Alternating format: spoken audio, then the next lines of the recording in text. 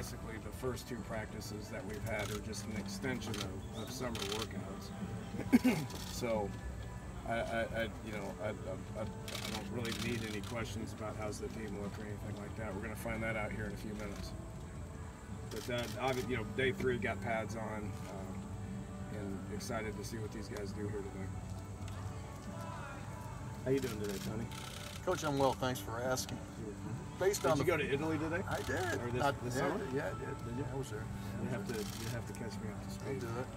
Let me ask you this: in regard to the first 2 days, did you do testing based upon what summer workouts were, or did you already gotten your testing done?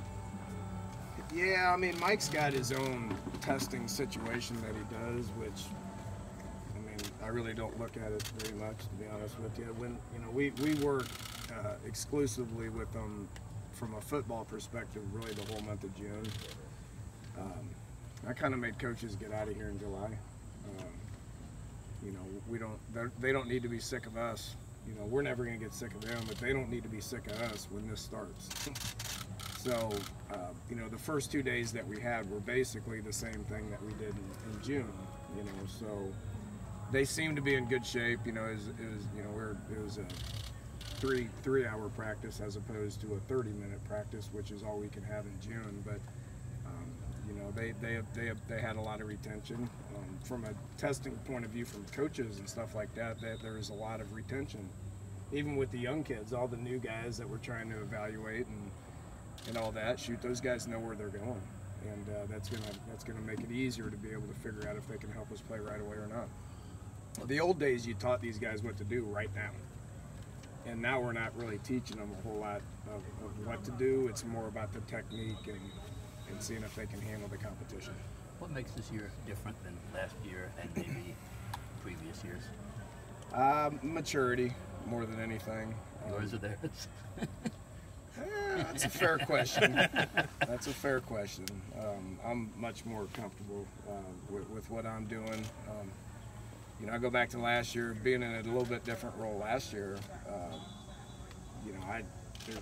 This conversation could last a long time as far as, we weren't exactly where we wanted to be last year at this point in time. I didn't know how game day was going to go, for me, just because it was a different role and all that. And, we've got a lot of continuity with the coaching staff. We got a lot of older, mature players. Just from an overall maturity point of view, I think this team is light years ahead of any of the teams that I've had since I've been here. So to put your finger on a couple of things that you have to get accomplished here.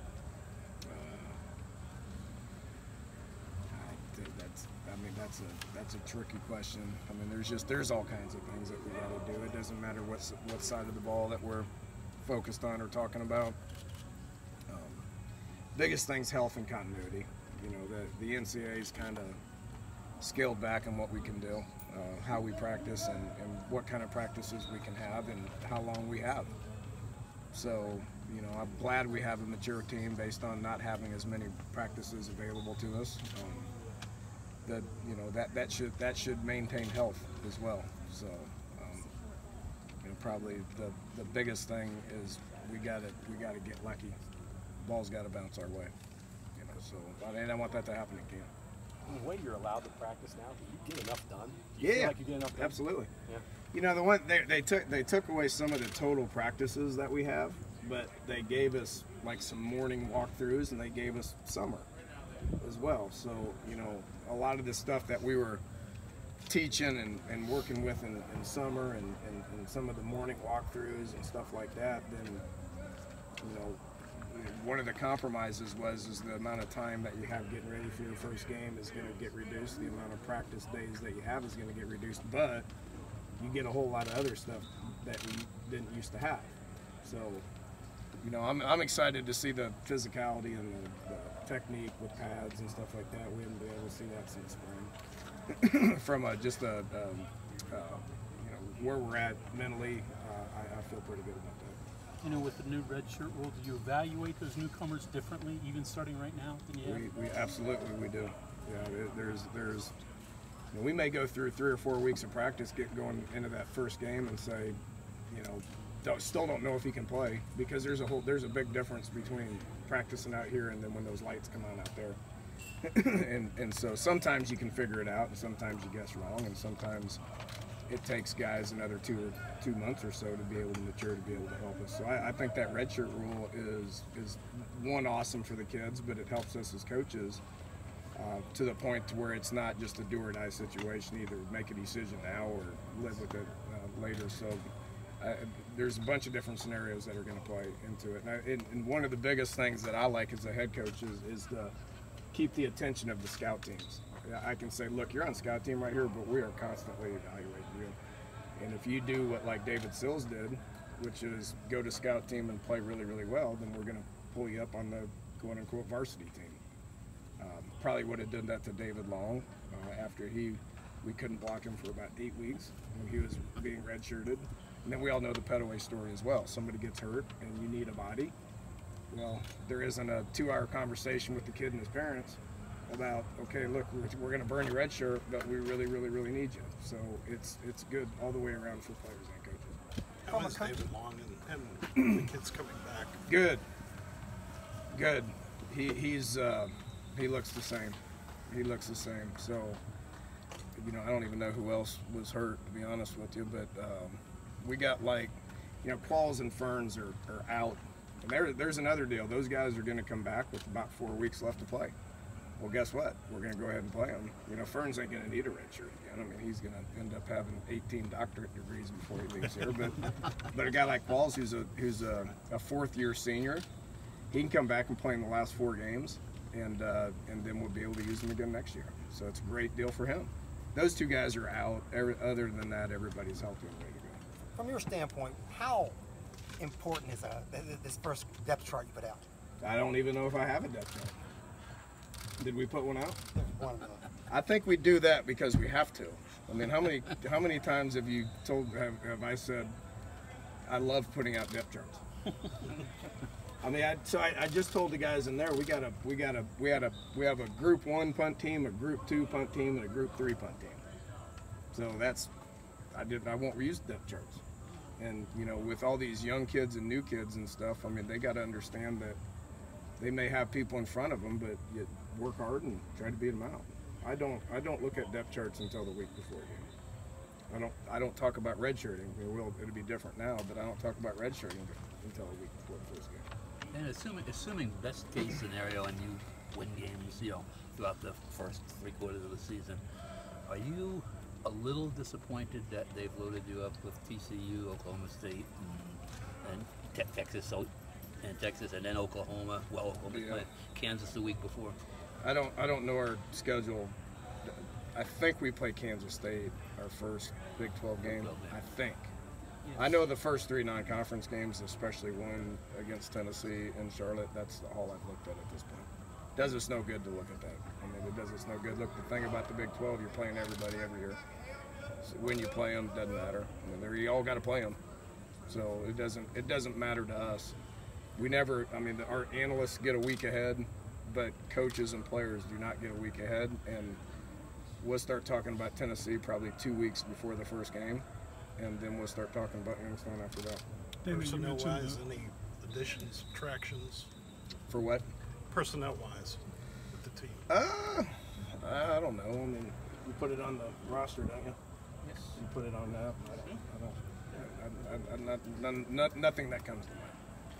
Danny, you mentioned the between playing practice here and in games. Is there a similar gap between the summer work you talked about and this first day in pads? Some guys that just shine better when the pads go on? Yeah.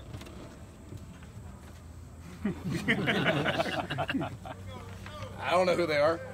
We'll figure it out. I mean, that's the reason for They're the going to be excitement. charging through here in about 6 minutes, and I'm anxious to watch. I mean, the older guys, we kind of know where they're at, but the newer guys, I mean, you run around in shorts, you may look good, and then you put a helmet on, and it may look bad. So. Dana, did you change or adapt second year with Jake? Anything you did during the summer that you didn't do year 1 when you were getting acclimated again? No, I mean, not really.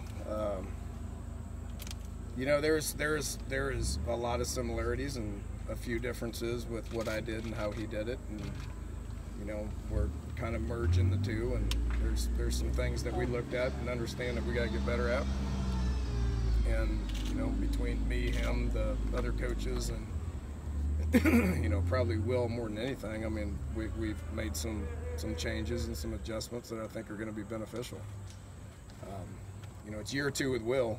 It's year 2 with Jake. It's year 2 of them two together. It's year 2 of me with my role. It's year 2 with Wick. I mean, you know, so year 2 is always better. And this will be better than what we saw last year. And with Will's hand up, everything looks okay? Yeah. How do you and It's fine in January. How do you and Jake split your dealings with Will? I mean, He coaches them. I just sit there and you know, try to help. You know, if they want to bounce ideas off of me, then they can bounce ideas off of me. I coach Will from behind. I don't get in. I don't want to say something that contradicts what he says. it's not hands off, but it's Look, I hear everything, and I'm not going to question anything. It's Jake's job to coach Will. He's doing a great job of that. Them two got an unbelievable relationship. Their working relationship is really, really good. Their off the field relationship is really good. It's ironic. They're both married. They both have young children, and they get along well. his son's going to marry his daughter. You think so? Could be. Hey, Dana, you said you're obviously more comfortable this year than perhaps any of the previous. What was your general theme in your staff meetings leading up to the start of practice among your coaches that was different from a year ago? Because I would imagine, because of the sense of familiarity, everyone's more comfortable. What's the overall theme going into this camp? We understand continuity, and we appreciate continuity. There's, you know, it's becoming a rare thing in college football. You know, whether it's an entire new coaching staff, or like we've had to deal with here, replacing a whole side, or 6 position coaches, or whatever it is. I mean, we understand, we know, and we appreciate continuity, and understand we have a very mature group. So there's a lot of excitement within us. You know, there's been times where I didn't really want vacation to end, and we were all excited when vacation ended. We're all ready to get to work. How do you keep a group that's got expectations humble? Yeah, you better be old. Yeah, you better be old. If you got immature people, then that's almost impossible. So you know, we all understand expectations, but for me, there's expectations every year. I mean, I've been around it long enough to understand that. But for young coaches and for a whole team, you better have some strong leaders that understand how to handle that, and we do. You know, we got a dozen or so old guys that I feel really good about it and have a very strong presence, and they're going to make sure this team does what they need to do. Big picture guys too. They understand the big picture, don't they? Yeah, they do.